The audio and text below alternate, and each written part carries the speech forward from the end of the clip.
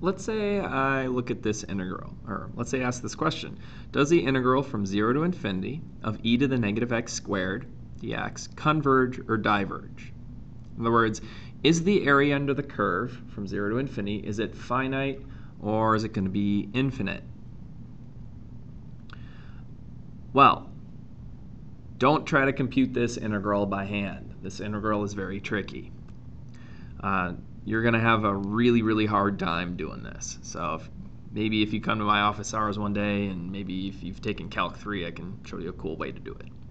So you're probably thinking, well, wait, if this integral's kind of impossible for us right now, how can we answer this question?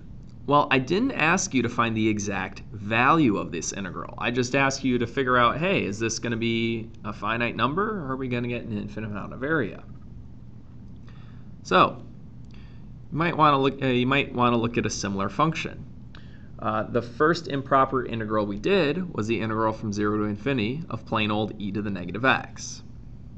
All right. Well, this right here is the graph of e to the negative x squared. It's this thing. The graph of e to the negative x is going to look like this. Oh, that's very poorly drawn, but good enough.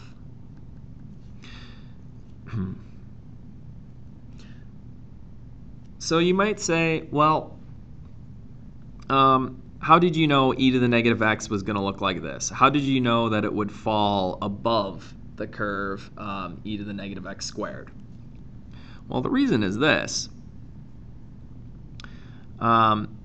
E to the negative x squared, that is the same thing as 1 over e to the x squared. E to the negative x, it is the same thing as 1 over e to the x.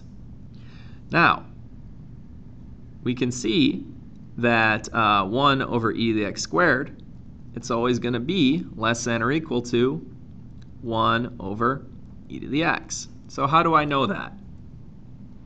Well, so I claim that this is true. So here's e to the negative x, or in other words, 1 over e to the x. And I'm trying to convince you that e to the negative x squared, this curve, I'm trying to convince you that this curve should always be below this one. Or in other words, that 1 over e to the x should always be bigger than or equal to 1 over e to the x squared.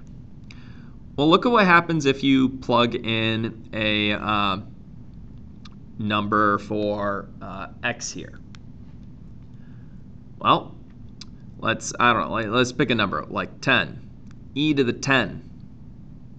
Well, is that going to be, is 1 over, or e to the 10, is that going to be bigger or smaller than e to the 100, 10 squared? Well, e to this guy, or e to the 10, it's smaller than e to the 100. So you got a bigger exponent here. So e to the x, it's always going to be smaller than e to the x squared. Right, e to the x, it's always going to be smaller than e to the x squared. So this denominator is always bigger than that denominator. Bigger denominator means smaller fraction. If you have 1 over 100, that is less than 1 over 10.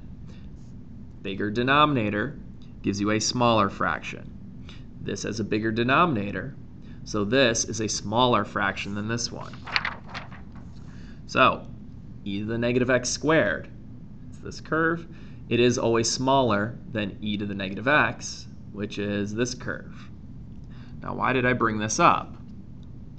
Well, we're trying to figure out, is this area under the curve here finite or infinite?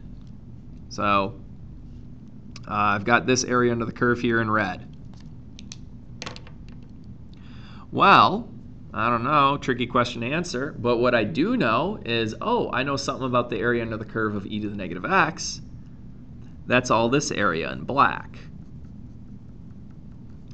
In the first problem we did, we figured out that the integral from 0 to infinity of e to the negative x dx, we figured out that that area was finite. I believe that integral ended up being 1, if memory serves correct. Well, wait a minute, look at this.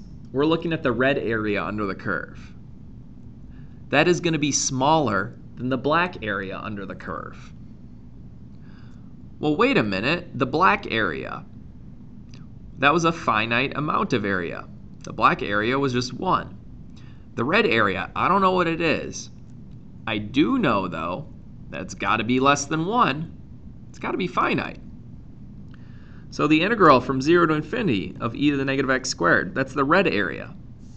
It has to be less than the black area, which is 1. So this integral, there's no way it's infinite. There's no way this area under the curve is infinite. It has to be less than 1. So this integral here, it is convergent. The integral converges.